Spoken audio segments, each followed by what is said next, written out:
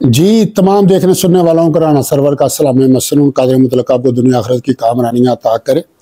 ये कुछ दिनों से मिर्ज़ा मोहम्मद अली जेलवी साहब का इशू चल रहा है, तो मैं इसको वाच कर रहा था, देख रहा था। मैं इस पे बात नहीं कर सकता था, मेरे पास दीन का इल्म नहीं है, ना मैं खुद को इस अहल समझता हूँ। अलबत्ता ये अदालतों का या कानूनी जो सिस्टम है इसको थोड़ा बहुत समझता हूँ, तो कानूनी राय में दे सकता था, लेकिन मैं दोनों अतराफ को वाच कर रहा था, दोनों अतराफ को सुन रहा था।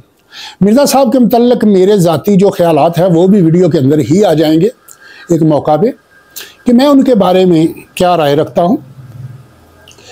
मैं इस मसले को जिस नज़र से देख रहा हूँ, मुझे आने वाले वक्त में ये कि इतना बड़ा फितना नज़र आ रहा है कि हमारे मुल्क के अंदर, अल्लाह ना करे, खुदा ना करे, मेरा अंदाज़ा और जजमेंट अल्लाह करे गलत हो, जैसे अहमदियों के वक़्त और दौर में मुल्क के अंदर मामलात बिगड़े थे, मुझे इस तरह के हालात नज़र आ रहे हैं और इसके मैं दलाइल दूंगा और इंशाअल्लाह ताला कोशिश करूंगा अपनी बात और बाब इख्तियार को और अवामुन्नास को और उलमाए कराम को समझाने की।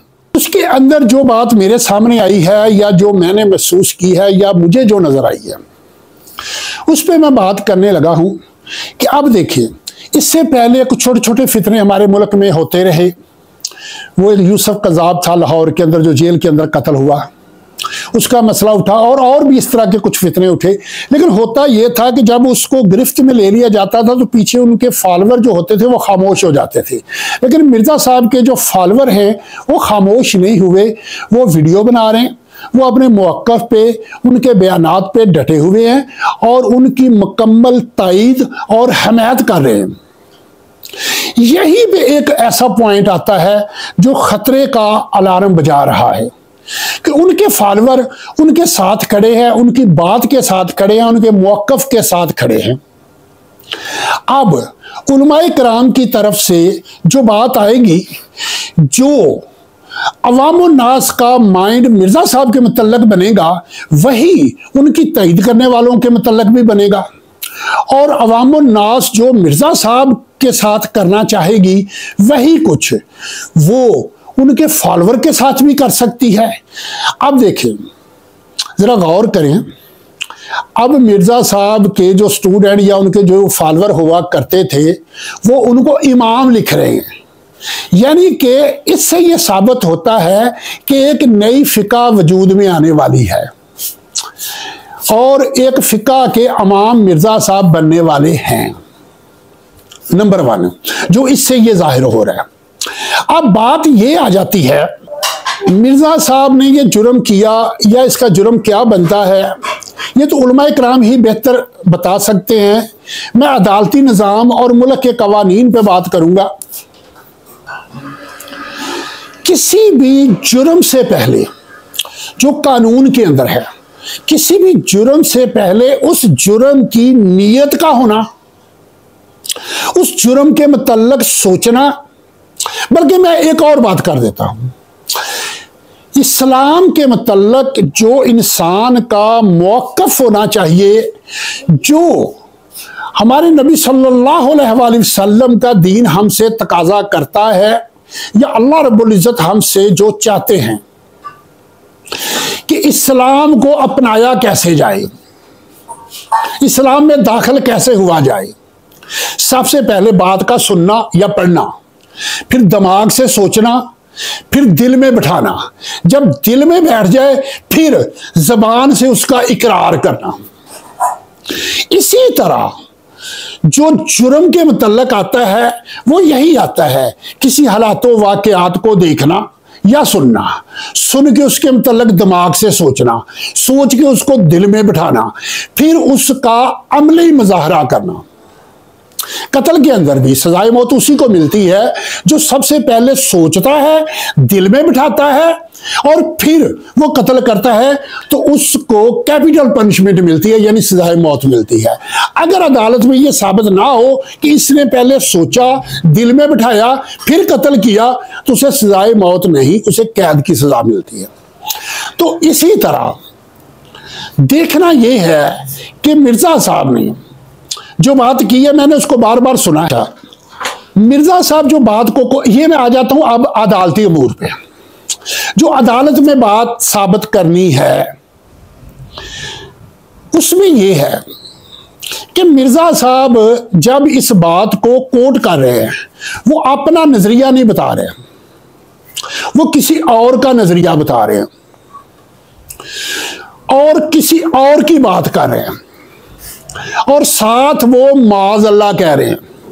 इस पे मैं एक बात छोटी सी बतौर हवाला देता हूं। हमारे गुजरांवाला के अंदर एक मदरसे का तालिब इल्म था, वो कहीं जुमा पढ़ाने गया तो उसने अपने जो उनके मुखालिफ मसलक था उसकी किसी बात को या उनके किसी अमल को कोड करते हुए उसने कहा कि इसका मतलब तो नबी सल्लल्लाहु अलैहि वसल्लम के मुतल्लिक़ कहा कि यह बनता है। अब उन्होंने दरख्वास्त दे दी 295C की, इस लड़के के खिलाफ FIR दर्ज की जाए। पुलिस ने हिरासत में ले लिया, सारे अफसरान बैठ गए, अमन कमेटी के मेंबरान सारे वहां बैठ गए। जब बैठ गए तो वहां ये बात चल निकली और उनका मौक़िफ़ था या उस लड़के की तरफ वालों का मौक़िफ़ था कि इसने तो दूसरों की बात कोट की है। तो उसमें ये देखें, ना अमन कमेटी में जय्यद उलमा होते हैं, ना इस्लामी नजरियाती कौंसिल में पाकिस्तान के सबसे बड़े आलम हैं। देवबंदियों के सबसे बड़े आलम कौन है? मुफ्ती तकी उस्मानी साहब। बरेलवी मसलब के सबसे बड़े आलम कौन है? मुफ्ती मुनीब रहमान साहब। वो तो इस्लामी नजरियाती कौंसिल में नहीं है। अच्छा, हमारे गुजरांवाला के जो सारे तमाम मसालक के जो सबसे बड़े आलम थे उनको बुला लिया जाता है। वो सारे मौलाना ज़ाहिद राशिदी साहब पे बात छोड़ देते हैं कि जी आप इस बात को फैसला करें या ये जो टीम है तमाम मसाले की इसको हेड ऑफ करें। मौलाना ज़ाहिद राशिदी साहब वहाँ एक बात करते हैं और उनकी बात पे सारे मुत्तफिक हो जाते हैं कि अगर दूसरे की बात को कोट करते हुए साथ माज़अल्लाह कह दिया जाए या अस्तगफिरुल्लाह कह दिया जाए या नौज़ुबिल्लाह कह दिया जाए तो फिर वो जुर्म उसका नहीं बनता। सारे उसकी तईद करते हैं। ये तमाम उलमा की मुत्तफिका मैं बात बताने लगा। उस लड़के को बुलाया जाता है और बुला के जब उससे पूछा जाता है कि तूने अपने अल्फाजों के साथ माज़अल्लाह कहा था, उसने कहा नहीं। तो सब ने कहा कि ठीक है FIR दर्ज कर दो। तो इसमें एक तो बात ये आ जाती है कि मिर्जा साहब ने माज़अल्लाह कहा है। दूसरी बात ये आ जाती है कि इस्लामी नजरियाती कौंसिल के पास क्या दायरा अख्तियार में है था ये फैसला देना, क्योंकि वो सिर्फ राय दे सकती है, फैसला नहीं दे सकती। उन्होंने इस पे फैसला दिया है। क्या वो अपनी तरफ से प्रेस रिलीज जारी कर सकते थे? क्या करनी चाहिए थी? फैसला करने वाले कौन थे? क्या वो न्यूट्रल थे? तमाम देखो, अब यहां पे मैं अब एक बात करता हूं कि मिर्जा साहब के मुतल्लिक मेरे नजरियात और ख्यालात क्या हैं। मैं उसको इंतहाई जाहिल इंसान समझता हूं, साइको पेशेंट समझता हूं, वो दिमागी मरीज है। और मैंने इससे पहले एक वीडियो में भी बताया कि मेरी तजवीज़ करदा मेडिसिन 10 दिन मिर्जा साहब को खिला दो, उसके बाद उससे कहो कि लेक्चर दो, और वो ये सारे ये जो तमाशे कर रहा है ये सारे के सारे तमाशे छोड़ देगा, वो तनकीद करनी छोड़ देगा। इसका ज़हनी प्रॉब्लम है, वो खुद नुमाई चाहता है, मुतकब्बर इंसान है। अब देखो, वो कुछ सहाबा पे तनकीद करता है, तमाम मसालक पे, बुजुर्गाने दीन पे, तमाम बड़े बड़े उलमा पे वो तनकीद करता है। अच्छा, यहां पे एक बात आ जाती है कि इस्लामी नजरियाती कौंसिल को क्या करना चाहिए था। उन्होंने जो अल्फाज कोट किए थे मसीहियों के मुतल्लिक, मिर्जा साहब से कहा जाता कि अपने वकला से या अपने जो फॉलोवर हैं या आप खुद हमें वो मुआद मुहैया करो जिसमें वो अल्फाज हैं। क्या ईसाइयों की मेन स्ट्रीम कुतब में ऐसे अल्फाज मौजूद हैं कि नहीं? अगर हैं भी, अगर तो अल्फाज हैं, फिर तौहीन रसालत नहीं बनती, फिर मजहबी मुनाफरत बनती है। अगर ऐसे अल्फाज हों भी, तब भी किसी दूसरे के मतलब ऐसे अल्फाज जो हैं वो सोशल मीडिया पे काउंट नहीं करने चाहिए। तो जहां तक मेरा नॉलेज है कानून के मतलब, या जो मैंने असेसमेंट की है दोनों तरफ की बातों को सुन के, उसमें ये चीज आ जाती है एक तो ये था कि जिन्होंने FIR दर्ज करवाई है, ये मुझे पता चला कि स्टेट बनी है, लेकिन अगर दूसरे मसालक को FIR दर्ज करवानी चाहिए थी तो इससे पहले के जितने भी मुतअद्दिद मर्तबा उनके अल्फाज हैं। अब देखो, वो चंद साहबा पे तनकीद करता है, औलिया अल्लाह पे तनकीद करता है। देखो, वो जिन पे तनकीद करता है उनके मतलब वो पहले पढ़ता है, सोचता है, दिल में बिठाता है, फिर जबान से अदा करता है। मेरी जो असेसमेंट है या मेरी जजमेंट है, जो मैंने सुन रखा है मिर्जा साहब के मतलब, मैंने बरमला उसका इकरार किया, मैं दिल में उसको तस्लीम करता हूं। तो देखना यह है कि नबी सल्लल्लाहु अलैहि वसल्लम के मतलब उसके दिल में क्या है, उसके जहन में क्या है। मैं वाज़ेह अल्फाज में कह देता हूँ, जो एक कानून का तालिब इल्म होने की हैसियत से उस पर जो पर्चा बनता है वो मजहबी मुनाफरत का बनता है और तौहीन कुरान का बनता है। जो इस्लामी नजरियाती कौंसिल ने ये बहुत अच्छा काम किया है, इसलिए कि जो उन्होंने वो अल्फाज कोट किए हैं ना, कि वो हमारे नबी सल्लल्लाहु अलैहि वसल्लम को ये कहते हैं और कुरान ने साथ ये हुक्म दिया कि उनकी औरतों से निकाह कर लो, इससे कुरान की तौहीन हुई है। और फिर एक और बात मैं करता हूं कि वो जाहिल है और खुद को वो दुनिया का सबसे बड़ा स्कॉलर समझ रहा है और वो ज़हनी मरीज है, और ज़हनी मरीज के लिए भी शरीयत में गुंजाइश है, उसका ज़हनी इलाज करवाया जाए। जेल के अंदर साइकाट्रिस्ट आते हैं और किसी भी माहिर नफ्सियात से उसका चेकअप करवा के देख लो, वो ज़हनी मरीज ना निकला तो मैं हाजिर हूं, जो चाहे मुझे सजा देना, उसका नफ्सियाती इलाज करवाया जाए। दिमागी मरीज है वो, उसके दिमाग का इलाज करवाया जाए और उसको कायल किया जाए, ताकि वो अपने फॉलोअर जो उसके पीछे लग चुके हैं उनकी भी इस्लाह करे और खुद पहले अपनी इस्लाह करे, फिर बयान रिकॉर्ड कराए, कभी सारे अपनी अपनी भी इस्लाह कर लो।